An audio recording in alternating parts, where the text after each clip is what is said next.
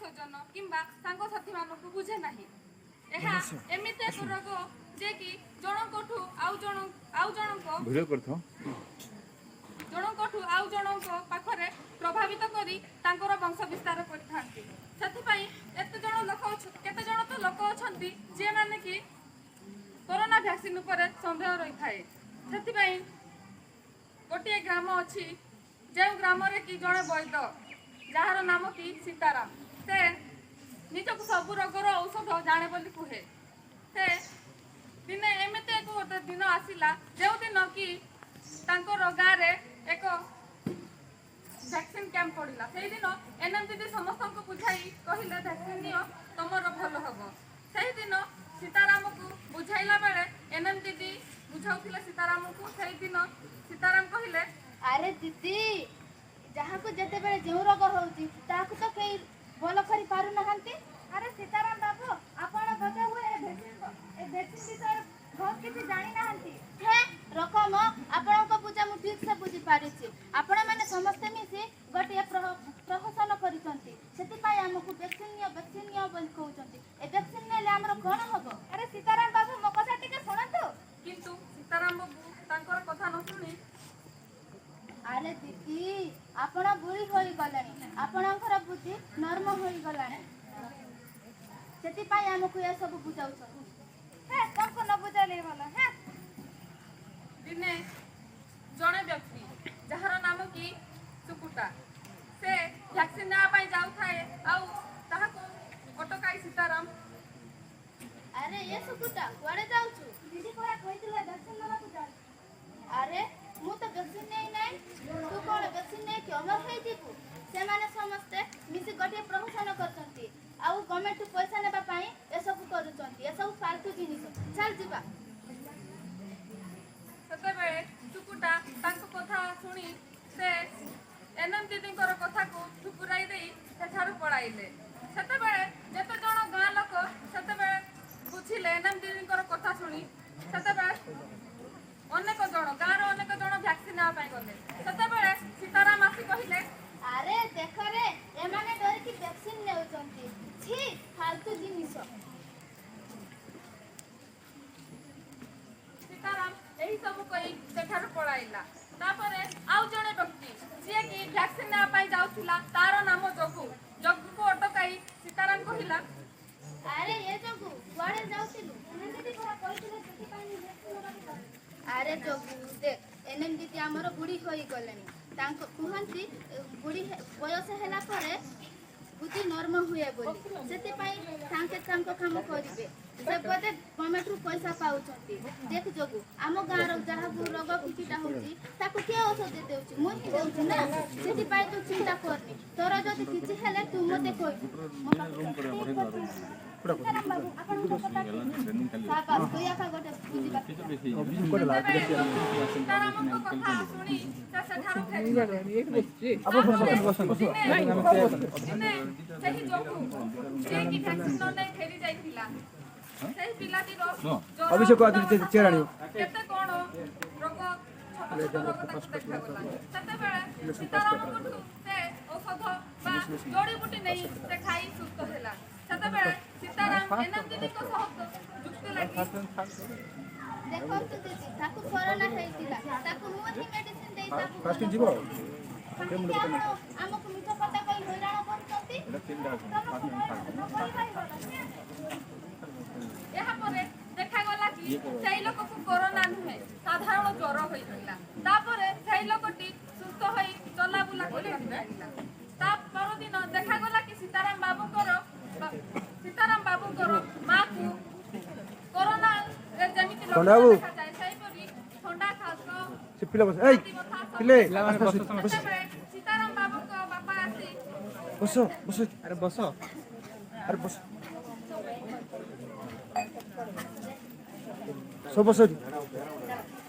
सुनेला बस एडी बस साइड के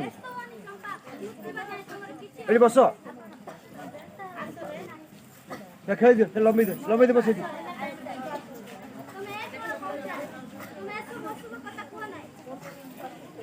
लंबी दे मां बोले लंबी दे। ସେତେବେଳେ ସୀତାରାମଙ୍କର ବାପା ତାଙ୍କୁ ଦେଖାଇ କହିଲେ ଯେ ତମେ ଅଶୁଭ କଥା ପାଟିରେ ଧର ନାହିଁ, ତମର କିଛି ହବ ନାହିଁ। ସେତେବେଳେ ଜଣା ପଡ଼ିଲା କି ତା ପରଦିନ ତାଙ୍କର ମା ଆଉ ଏ ଦୁନିଆରେ ନଥିଲେ। ସେତେବେଳେ ସୀତାରାମ ବାବୁଙ୍କର ବାପା ଆସି କହିଲେ, ଚମ୍ପା ଉଠ ଚମ୍ପା ଚମ୍ପା ଚମ୍ପା ଚମ୍ପା ଉଠ ଚମ୍ପା ଚମ୍ପା ସୀତାରାମ ମା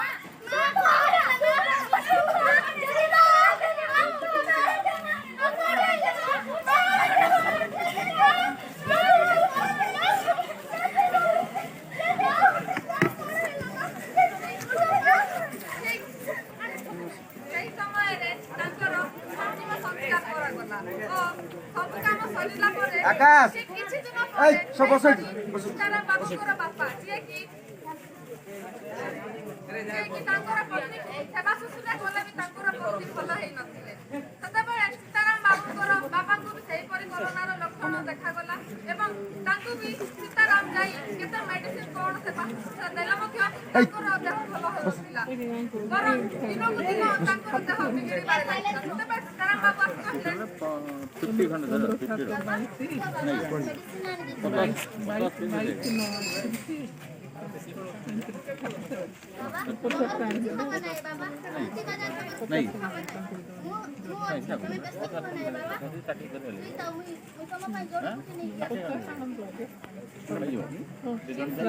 ସେହି ଦିନ ପରି ଏବଂ ସେହି ପରିସ୍ଥିତି ତାଙ୍କର ବାପା ମଧ୍ୟ ଏହି ଦୁନିଆରେ ନଥିଲେ। ତାପରେ ତାଙ୍କର ସକାଳରେ ସୀତାରାମ ବାବୁ ଆସି ତାଙ୍କୁ ଉଠାଇବାରେ ଲାଗିଲେ, ହେଲେ ସେ ନ ଉଠି ବରଂ ଶୋଇପଡ଼ିଲେ।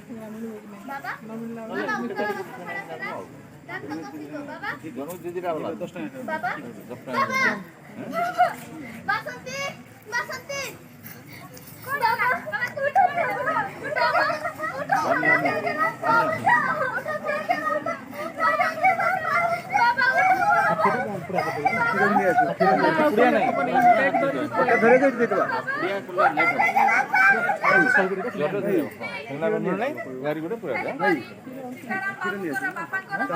ଅନ୍ତିମ ସଂସ୍କାର ହେଲା ଏବଂ ଯେତେ ଯାହା ସବୁ କାମ ଥିଲା ସବୁ ସାରିଲେ। ତାପରେ ସେହିପରି ଯେମିତି ଦୁଇ ଜଣ କରୋନା ଆକ୍ରାନ୍ତ ହୋଇ ମରିଯାଇଥିଲେ, ସେହିପରି ସୀତାରାମ ବାବୁଙ୍କର ଝିଅ, ଯାହାର ନାମ କି ବାସନ୍ତୀ, ତାକୁ ବି ସେହିପରି କରୋନା ଆକ୍ରାନ୍ତ କରିକି ସବୁ ଲକ୍ଷଣ ଦେଖାଯାଇଥିଲା। ତାପରେ ସେତେବେଳେ ତାକୁ ଖାସ ହେଲା ବେଳେ ସୀତାରାମ ବାବୁ ଆସି କହିଲେ, କାହିଁକି ଚାଲିଛି ବସିଲେ କ'ଣ ଡାକିଲେ ସେ ଛୁଆ ଆସ ନହେଲେ ପଳାଅ।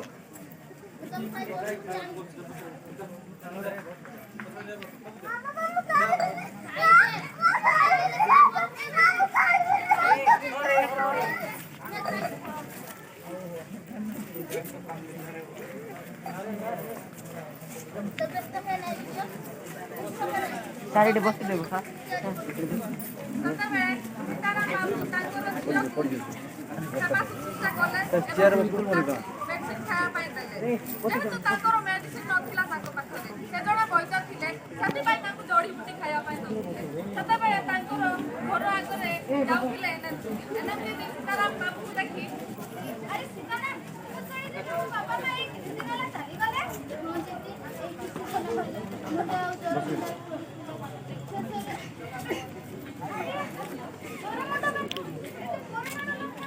ଏବେ ବି ସମୟ ଅଛି, ତମେ କଥା ସାମ୍ନାରେ ସୁଧୁରି ଯାଅ। କଣ ଦିଦି ଏବେ ବି କରୋନା ହଉଛନ୍ତି ଏସବୁ ବେକାର କଥା। ଆରେ ମୋ କଥାଟା ଶୁଣ, କରୋନା ହେଇଛି ବୋଲି କିଛି କହିଲେ ତମେ ଭ୍ୟାକ୍ସିନ ନେଇଯାଅ। ଆରେ ଏଥିପାଇଁ ଝଗଡ଼ା ଲାଗିଛି, ମୋ ଝିଅକୁ ଦେଖ ନା ପଛିି ପରା, ତାକୁ କଣ ହେଇଛି? ଜ୍ୱର ହେଇଛି, କଥା କହୁନି, କିଛି ଖାଉନି। ଆରେ ସ୍ଥିର ଚାଲ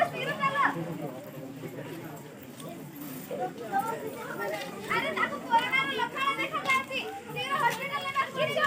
ମୁଁ ତାର ଗାଡ଼ି ଆଣିକି ଯିବି, ଆସ ଶୀଘ୍ର ଚାଲ। ତାପରେ ସେହି ଏନଏମସି ଯିଏକି ଗାଁ ଲୋକଙ୍କୁ ଭ୍ୟାକ୍ସିନ ନେବା ପାଇଁ ବୁଝାଉଥିଲେ, ସେହି ଏନଏମସି ତାଙ୍କର ବାସନ୍ତୀର ମା ବାବାଙ୍କୁ ଧରି ଏବଂ ବାସନ୍ତୀକୁ ଧରି ଡାକ୍ତରଖାନାରେ ପହଞ୍ଚିଲେ। सरला बनना है सबको डाके दे दो पार्टी बनना है तुमको दे दो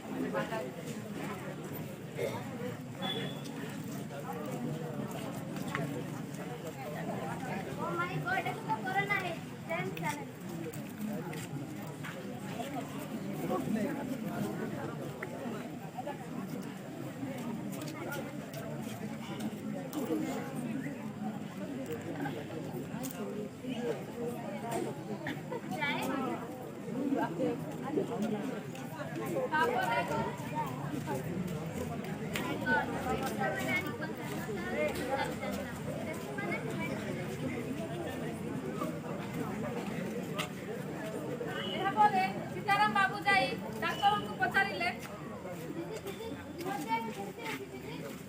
ଆପଣ ବ୍ୟସ୍ତ ହୁଅ ନାହିଁ ମୋ ଝିଅର ଦେହ ସୁସ୍ଥ ଅଛି ମୁଁ ମେଡିସିନ ଲେଖିକି ଏନେ ବୁଝେଇ ଦେଇଛି ଟିକେ ଦେଇଦେବେ ଏବେ ତାପରେ ସୀତାରାମ ବାବୁ ଯିଏ ତାଙ୍କର ଗୋଟେ ଭୁଲ ପାଇଁ ତାଙ୍କର ପୁରା ପରିବାର ଛାରଖାର ହେଇଯାଇଥିଲା ସେହି ସୀତାରାମ ତାଙ୍କର ଭୁଲ ବୁଝି ଏନଏମଡିକୁ କ୍ଷମା ମାଗିଥିଲେ। ଦିଦି ମୋତେ କ୍ଷମା କରିଦିଅ ଦିଦି ମୋର ଭୁଲ ସବୁ ମୋ ମା ବାପା ଛାଡ଼ିଗଲେ ଏବେ ମୋ ଝିଅ ମୋତେ ଛାଡ଼ିଯାଇଥିଲା ଦିଦି ମୋତେ କ୍ଷମା କରିଦିଅ। କିଛି କଥା ନାହିଁ ସୀତାରାମ ତମେ ନିଜ ଭୁଲ ବୁଝିପାରିଲ ସେଇଟା ହିଁ ବହୁତ ଭଲ କଥା ଏବେ ବି ସମୟ ଅଛି ମୋ କଥା ମାନି ତମେ ଭ୍ୟାକ୍ସିନ ନେଇଯାଅ ଆରେ ଗାଁର ସମସ୍ତଙ୍କୁ କହିବି ଯେ ସମସ୍ତେ ନେବେ ଆଉ କରୋନାକୁ ପୃଥିବୀରୁ ହଟାଇ ଅଛି ଯା ଏ ଫ୍ରଣ୍ଟରେ ଦେখ ଦେଖିଲେ ତ ସାଙ୍ଗମାନେ ସୀତାରାମର ଗୋଟିଏ ଭୁଲ ପାଇଁ ତାର ପୁରା ପରିବାର ଛାରଖାର ହେଇଗଲା। ସେମିତି ଆପଣମାନେ ବି ନିଜେ ଭ୍ୟାକ୍ସିନ ନିଅନ୍ତୁ ଏବଂ ନିଜ ପରିବାରକୁ ବି ଭ୍ୟାକ୍ସିନ ଦେବା ପାଇଁ କୁହନ୍ତୁ ଏବଂ ପୁରା ଗାଁକୁ ଭ୍ୟାକ୍ସିନ ଦେବା ପାଇଁ କୁହନ୍ତୁ। ତାହେଲେ ଯାଇକି ଆପଣଙ୍କର ଗାଁର ଲୋକମାନେ ବି ମଧ୍ୟ କେବେ ହଇରାଣ ହେବେ ନାହିଁ କି କାହାର ପରିବାର କେବେ ଛାରଖାର ହେବ ନାହିଁ। ସମସ୍ତେ ମାସ୍କ ବ୍ୟବହାର କରନ୍ତୁ, ସାନିଟାଇଜର ଲଗାନ୍ତୁ ଏବଂ ହ୍ୟାଣ୍ଡ ୱାଶ ହେଉ ବା ସାବୁନ ସହିତ ଆପଣଙ୍କର ହାତ ସମାନ କରନ୍ତୁ।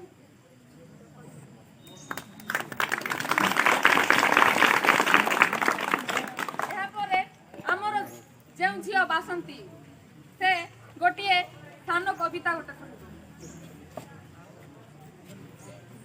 ଚୀନ ଦେଶର ଉହାନ ସହରରେ କରୋନା ଆରମ୍ଭ ହେଲା ସେଇ ରୋଗ ବିଶ୍ୱର ବ୍ୟାପୀ ମହାମାରୀ ରୂପ ନେଲା ଏମିତି ରୋଗ ସେ ସଭିଙ୍କୁ ଡରେଇ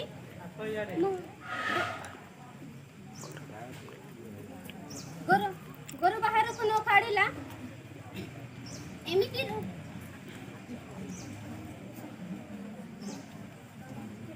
ଚାଲ ଆମେ ସମସ୍ତେ ମିଶିକି କହିବା ଚାଲ ଆମେ ସମସ୍ତେ ମିଶି ଶପଥ ନେବା ସମସ୍ତେ ଭ୍ୟାକ୍ସିନ ନିଅ ଏବଂ ନିଜ ଜୀବନ ବଞ୍ଚାଅ। ନମସ୍କାର।